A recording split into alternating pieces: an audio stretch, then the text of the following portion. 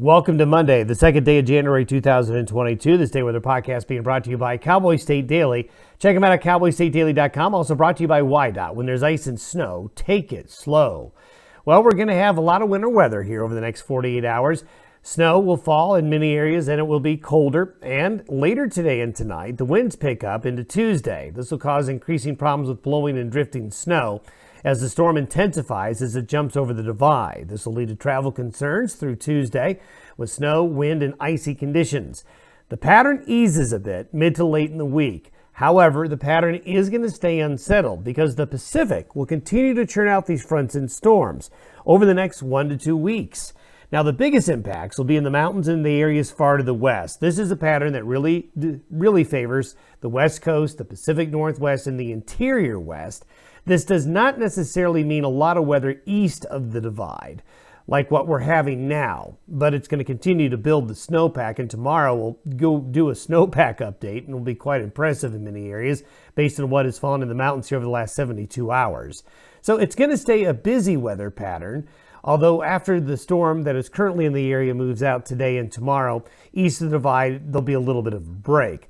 As of about noon today, the upper level low will be just northeast of Durango there, and the moisture out ahead of the system is impressive, drawing in that moisture, and this led to some really heavy snow over parts of central Wyoming yesterday and last night and into early this morning. As the storm gets off to the east, see how it becomes better organized over south central Nebraska?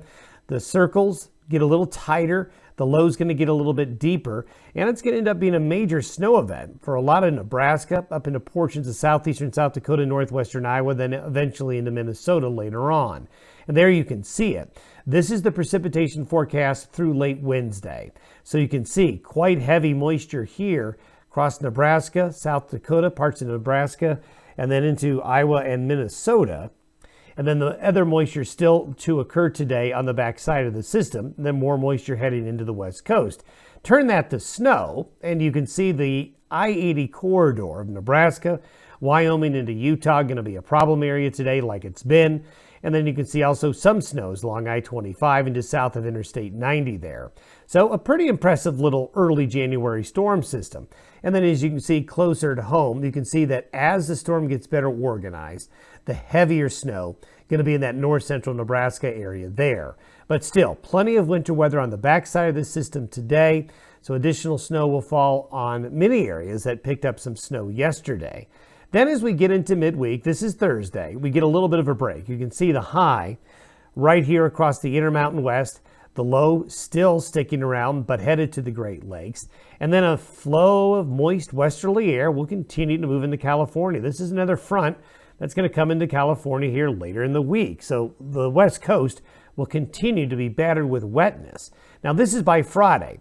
We have a part of that West Coast low come into the Rockies. So what this will do is produce more snow in the Rockies, mainly mountain areas, with areas east of the divide really not seeing much. So as we have been talking about, the Pacific pipeline is just going to just funnel the moisture into the mountains over the next week or two, as this pattern is going to be quite stubborn and quite persistent. And then you can see over the next 15 days, the precipitation, look at all that purple there in central and northern California and all the red along the west coast. And then you can see the snows continuing into the central and northern Rockies, and continued active weather pattern. Now, a lot of this precipitation right here is basically what's happening now. But along and west of the divide, the next 2 weeks, the Pacific will continue to throw out moisture, and we'll continue to see the snowpacks continue to grow. This is a great weather pattern. If you're a skier, you're going to continue to have great base conditions and fresh snow on those ski slopes about every 3 days. Have yourself a good Monday. We'll see you tomorrow, and Happy New Year.